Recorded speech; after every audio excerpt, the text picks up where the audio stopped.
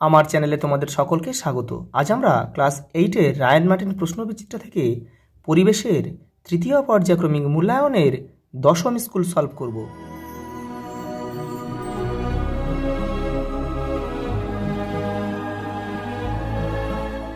দেখো প্রথম প্রশ্ন কি বলেছে, দেখো চাপের একক হলো নিউটন পার বর্গমিটার। যে প্রতিবিম্ব পর্দায় ফেলা যায় সেটি হলো সদ্বিম্ব। তারপরে দেখো বাইকার্বনেট মূলকের সংকেত হলো অপশান বি CO3-2। নিচের কোন পদার্থটি থেকে অক্সিজেন তৈরি করা হয়? Potassium chlorate. কার্বনের একটি অনিয়তকার রূপভেদ হলো অঙ্গার। শক্তি নির্গত করা কোন কোষীয় অঙ্গাণুর কাজ? মাইটোকন্ড্রিয়া। কোন অণুজীব নিজেদের খাদ্য নিজেরা তৈরি করতে পারে? শৈবাল। আমাদের গলার শ্বাসনালীর কাছে কোন গ্রন্থি থাকে যা হরমোন নিঃসরণ করতে সক্ষম? থাইরয়েড। বায়োলুমিনেসেন্ট জীবদের প্রধান বৈশিষ্ট্য কি? এরা নিজের দেহের আলো তৈরি করতে পারে। একটি ম্যানগ্রোভ উদ্ভিদের উদাহরণ হচ্ছে সুন্দরী। দেখো পরের প্রশ্ন কি বলেছে, দেখো আমলকিতে কোন ভিটামিন থাকে? Vitamin C. মেরু অঞ্চলে যে সকল মানুষ স্থায়ীভাবে থাকে তাদেরকে বলে এস্কিমো। উটের পিঠের কুঁজে কি সঞ্চিত থাকে? চর্বি। কোন হরমোনকে আপাতকালীন হরমোন বলে? অ্যাড্রিনালিন। দেখো শূন্যস্থান পূরণ করো। এস্টেরিয়া কোলাই ব্যাকটেরিয়া মানুষের দেহে দেখো ভিটামিন B12 সরবরাহ করে। দেখো কোন ধরনের প্লাস্টিড বর্ণহীন হয়? লিউকোপ্লাস্টিড। কোন ধর্মের জন্য জৈব যৌগে কার্বন শৃঙ্খল দেখা যায়? কার্বনের দেখো ক্যাটিনেশন ধর্ম। দেখো বায়োগ্যাস কি? তোমাদের বইয়ের 134 নম্বর পেজে রয়েছে। এই দেখো এখান থেকে এই পর্যন্ত।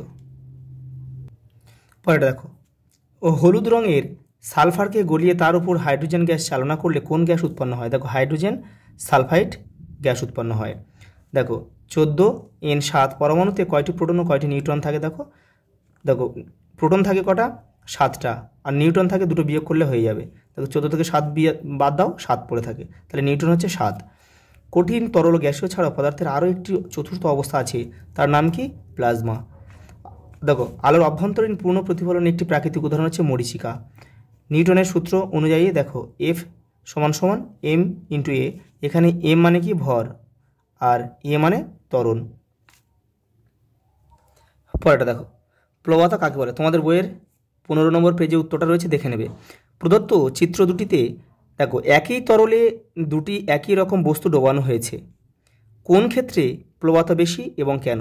দেখো যেটা হচ্ছে বেশি উপরে ভেসে আছে সেটার ক্ষেত্রে কিন্তু প্লবতা বেশি। কেন? কারণ এই তরলের ঘনত্ব কিন্তু অনেক বেশি। আর ঘনত্ব বেশি হলে প্লবতা বেশি হবে, সেই জন্য জিনিসটা ভাসবে, তত ভাসতে সুবিধা হবে আর কি। দেখো শুধুমাত্র 1 নম্বর ছবির ক্ষেত্রে পাত্রের তরল যদি আরও বেশি ঘনত্বের হতো তবে প্লবতার কীরূপ পরিবর্তন হবে? যুক্তিসহ লেখো। যদি এই 1 নম্বর চিত্রের তরলের ঘনত্ব যদি বেশি হতো তাহলে প্লবতার মানটাও বেশি হতো এবং ঊর্ধ্বমুখী প্লবতা বেশি চাপ দিত উপরের দিকে এবং এই বস্তুটা আরও উপরের দিকে উঠে যেত, মানে বস্তু ভাসতে সাহায্য করত। পরেরটা দেখো এই যে ছবি রয়েছে, দেখো পাশের ছবির মতো বল প্রয়োগ করে বস্তুটিকে টানা হচ্ছে কিন্তু বস্তুটি নড়ছে না। যদি বলের পরিমাণ 50 ডাইন হয় তবে ঘর্ষণ বল কত হবে? 50 ডাইনই হবে। একে কী ধরনের ঘর্ষণ বল বলা হয়? স্থির অবস্থার ঘর্ষণ বল বলা হয়। এই বল কোথায় উৎপন্ন হয়? দেখো দুটি তলের একদম মাঝে উৎপন্ন হয়। পরেরটা দেখো স্বাভাবিক অবস্থার প্রমাণ বায়ুমণ্ডলীয় চাপে বাতাসের চাপ কত উচ্চতার পারদস্তম্ভ ধরে রাখতে পারে? দেখো 76 সেমি। জল হলে ওই উচ্চতা কত হবে? 13.3 মিটার। পরের প্রশ্ন দেখো প্রতিবিম্ব সৃষ্টির মূল কারণগুলি কী কী? প্রতিসরণ ও প্রতিফলন। মাধ্যমের প্রতিসরাঙ্ক বলতে কী বোঝায়? তোমাদের বইয়ের 50 নম্বর পৃষ্ঠাতে উত্তরটা রয়েছে, এই যে নিচের দিকে দেখো, এখান থেকে এইটা। পরেরটা দেখো কচুর পাতার উপরে জলের ফোঁটা চকচক করে কেন? দেখো তোমাদের বইয়ের 52 নম্বর পৃষ্ঠায় উত্তর রয়েছে, এই যে এটাই কিন্তু। এখান থেকে এই যে কচুর পাতার জলের যে ফোঁটাটি নড়াচড়া করে এইখান থেকে এই পর্যন্ত লিখতে হবে। পরেরটা দেখো দুটি আয়না পরস্পরের 40 ডিগ্রি কোণে রাখলে তার মাঝে রাখা বস্তুর কতগুলি প্রতিবিম্ব তৈরি হবে? দেখো কতগুলি তৈরি হবে, দেখো এই যে অঙ্কটা এখানে রয়েছে যে 360 ডিগ্রি বাই এই যে কোণ মাঝের দুটি কোণ আর বিয়োগ 1, দেখো তাহলে এটা 0 0 কেটে যাবে, 4 লাম 36, দেখো 9 আর বিয়োগ 1 মানে 8টি। পরেরটা দেখো, আয়না দুটি পরস্পর মুখোমুখি সমান্তরালে রাখলে প্রতিবিম্বের সংখ্যা কত হবে? অসীম মানে অসংখ্য হবে। পেরিস্কোপের চিত্র অঙ্কন করে আলোকরশ্মির গতিবাদ দেখো। তোমাদের বইয়ের 148 তোমাদের বইয়ের শুধু 48 নম্বর পেজে উত্তরটা রয়েছে, দেখে নেবে ওখান থেকে। দেখো আইসোটোপ কাকে বলে? তোমাদের বইয়ের 74 নম্বর পেজে রয়েছে, ওখান থেকে দেখে নেবে।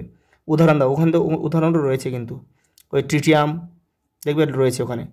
ফেরাস সালফেট এর একটি অণুতে উপস্থিত অ্যানায়ন ও ক্যাটায়নের চিহ্ন লেখো। দেখো অ্যানায়ন হচ্ছে Fe+2 আর হচ্ছে ক্যাটায়ন হচ্ছে দেখো SO4-2। দেখো সোডিয়াম সালফেটের সংকেত লেখো Na2SO4। পরেরটা দেখো, সমযোজী যৌগের বৈশিষ্ট্যগুলি লেখো, দেখে নাও। তো রায়ান মার্টিন 185 নম্বর পেজে রয়েছে। এই দেখো এখান থেকে এটা পুরোটা লিখতে হবে। পরেরটা দেখো, দুটি হাইড্রোজেন পরমাণু থেকে একটি হাইড্রোজেন অণু তৈরির ক্ষেত্রে সমযোজী বন্ধন গঠন চিত্রসহ দেখো। তোমাদের বইয়ের 81 নম্বর পেজে রয়েছে, দেখে নেবে। একটা বক্সের মধ্যে আছে, ওটাই উত্তর। কী বলো তো, এই পেজ নাম্বারগুলো তোমরা একটু কষ্ট করে দেখে নিও, নাহলে ভিডিওটা কিন্তু অনেক বড় হয়ে যাচ্ছে। পরেরটা দেখো, পরীক্ষাগারে হাইড্রোজেন গ্যাস প্রস্তুতি করতে কী কী রাসায়নিক দ্রব্য প্রয়োজন? তোমাদের বইয়ের 121 নম্বর পেজে পেয়ে যাবে। হাইড্রোজেন গ্যাস প্রস্তুতির রাসায়নিক বিক্রিয়াটি লেখো, এটাও 121 নম্বর পেজে পেয়ে যাবে। অন্তর্ধৃতি কী, এটাও 121 নম্বর পেজে পেয়ে যাবে। তোমরা একটু কষ্ট করে দেখে নিও। ধাতু ও অধাতুর সঙ্গে অক্সিজেনের বিক্রিয়ায় কী কী ধরনের অক্সাইড উৎপন্ন হয়? দেখো এটা যে দেখো তোমাদের বইয়ের 115, 116, 117 নম্বর পেজে রয়েছে উত্তরটা, দেখে নাও একটু। এই দেখো অধাতুর সঙ্গে অক্সিজেন বিক্রিয়া কি আম্লিক অক্সাইড গঠিত হয়। দেখো এখানে সংকেত, এটা একটা সমীকরণ রয়েছে, এখান থেকে তোমরা করে নেবে যে কোনো একটা। এই দেখো ধাতুর সঙ্গে অক্সিজেনের বিক্রিয়া, দেখো ক্ষারীয় অক্সাইড গঠন, এইটা এখান থেকে এই পর্যন্ত লিখবে আর একটা সমীকরণ লিখে দেবে। এই যে তোমরা এটাও কিন্তু লিখতে পারো, এখান থেকে এটা লিখতে পারো। পরেরটা দেখো, একটি পারঅক্সাইডের সংকেত সহ নাম লেখো। হাইড্রোজেনের পারঅক্সাইড, দেখো H2O2। দেখো পরেরটা কী বলেছে, দেখো মৌলের বহুরূপাত ধর্ম কি? কার্বনের একটি রূপভেদের নাম লেখো যা তাপের সুপরিবাহী। দেখো এই প্রশ্নের উত্তরটা পাবে তোমরা তোমাদের বইয়ের 125 নম্বর পেজে। আর এই তাপের সুপরিবাহী হচ্ছে গ্রাফাইট। বায়োফুয়েল কি? বর্তমানে এর ব্যবহারের গুরুত্ব বাড়ছে কেন? আমাদের দেশে বায়োফুয়েল কীভাবে তৈরি হয়? তোমাদের বইয়ের 135 নম্বর পেজে উত্তর পেয়ে যাবে, দেখে নেবে। তাপন মূল্য কাকে বলে? কাঠ, কয়লা ও হাইড্রোজেনের মধ্যে কার তাপন মূল্য সবচেয়ে বেশি? হাইড্রোজেনের। আর এই তাপন মূল্য কাকে বলে? এটা পাবে তোমার 130 নম্বর পেজে, তোমরা পেয়ে যাবে তোমাদের বইয়ের কিন্তু এগুলো। দেখো যেগুলো রায়ান মার্টিন থেকে আমি সেগুলো দেখিয়ে দিচ্ছি, আর যেগুলো তোমাদের অনেক খুঁজতে হবে সেগুলো কিন্তু আমি বইয়ে সেগুলো দেখিয়ে দেবো। আর যেগুলো তোমরা সহজে পেয়ে যাবে সেগুলো কিন্তু আমি শুধু জাস্ট তোমরা একটু কষ্ট করে দেখে নিও। আদর্শ জ্বালানি কি কি বৈশিষ্ট্য থাকা উচিত? দেখো রায়ান মার্টিন 292 নম্বর পেজে উত্তরটা রয়েছে। এই দেখো আদর্শ জ্বালানির বৈশিষ্ট্য, এখান থেকে এটা। পরেরটা দেখো, শূন্যস্থানে সঠিক শব্দ বসা। জীবদেহ, অঙ্গতন্ত্র, অঙ্গ, কলা, কোষ, এটা তোমাদের বইয়ের কিন্তু 168 নম্বর পেজে এইটা পেয়ে যাবে। একটি নিউক্লিয়াসের চিত্র এঁকে নিউক্লিয় পর্দা, ক্রোমাটিন জালিকা ও নিউক্লিওলাস চিহ্নিত করো। তোমাদের বইয়ের 174 নম্বর পেজে, আগেও কিন্তু বহুবার দেখানো হয়েছে, তোমরা একটু দেখে নেবে। প্রাণীদেহের 4 ধরনের কলার নাম কি? 170 নম্বর পেজে রয়েছে, দেখে নাও। এই দেখো আবরণী কলা, যোগ কলা, পেশি কলা, স্নায়ু কলা।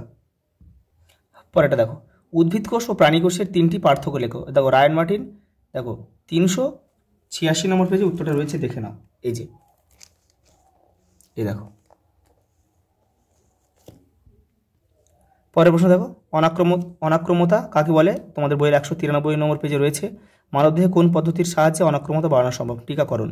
খাদ্যকে অণুজীবের সংক্রমণ থেকে বাঁচানোর জন্য যে উপায়গুলি গ্রহণ করা হয় এমন 3টি উপায় লেখো। তোমাদের বইয়ের 192 নম্বর পেজে রয়েছে উত্তরটা। আদ্য প্রাণীর 2টি বৈশিষ্ট্য, তোমাদের বইয়ের 188 নম্বর পেজে রয়েছে। ব্যাকটেরিয়া ঘটিত, ভাইরাস ঘটিত ও ছত্রাক ঘটিত 2টি করে রোগের নাম লেখো। দেখো তোমাদের বইয়ের 189 নম্বর পেজে সুন্দর করে কোনো ছকে দেওয়া রয়েছে, দেখে নেবে। দেখো হরমোন খরিত হয় এমন 2টি বহিঃক্ষরা গ্রন্থির নাম। লালা গ্রন্থি আর পাকস্থলী গ্রন্থি। দেখো পিটুইটারি গ্রন্থি মানুষের শরীরে কোথায় থাকে? মস্তিষ্কের মূল দেশে। দেখো সোমাটোট্রপিক হরমোন ও থাইরয়েড স্টিমুলেটিং হরমোনের কাজ লেখো। দেখো সোমাটোট্রপিক হরমোনের কাজ তোমাদের বইয়ে 223 নম্বর পেজে রয়েছে, আর থাইরয়েড স্টিমুলেটিং হরমোনের কাজ 224 নম্বর পেজে রয়েছে। দেখো পরেরটা দেখো, অগ্নাশয়কে মিশ্র গ্রন্থি বলা হয় কেন? রায়ান মার্টিন 499 নম্বর পেজে রয়েছে, দেখে নাও। এই যে এখান থেকে এই পর্যন্ত। পরেরটা দেখো, এই গ্রন্থি থেকে খরিত হয় এমন একটি হরমোনের নাম লেখো। ইনসুলিন। পরেরটা দেখো, মানুষের জীবনের বয়ঃসন্ধিকাল কত? দেখো দেখো কৈশোরকালটাই, সময়টা কত? 10 থেকে 19 বছর। এটা কিন্তু হুর নির্দেশ অনুযায়ী, ওয়ার্ল্ড হেলথ অর্গানাইজেশনের নির্দেশ অনুযায়ী কিন্তু এই সময়টাকে হবে। দেখো এই সময়ে জীবন কুশলতার চর্চার যে কোনো দুটি বিষয় সম্পর্কে একটি করে বাক্য লেখো। তোমাদের বইয়ের 234 নম্বর পেজে অনেকগুলো রয়েছে, ওখান থেকে করে নেবে। পরেরটা দেখো, সম্মিলিত জাতিপুঞ্জ কোন সালকে আন্তর্জাতিক বনবর্ষ ঘোষণা করেছে? 2011 সালকে।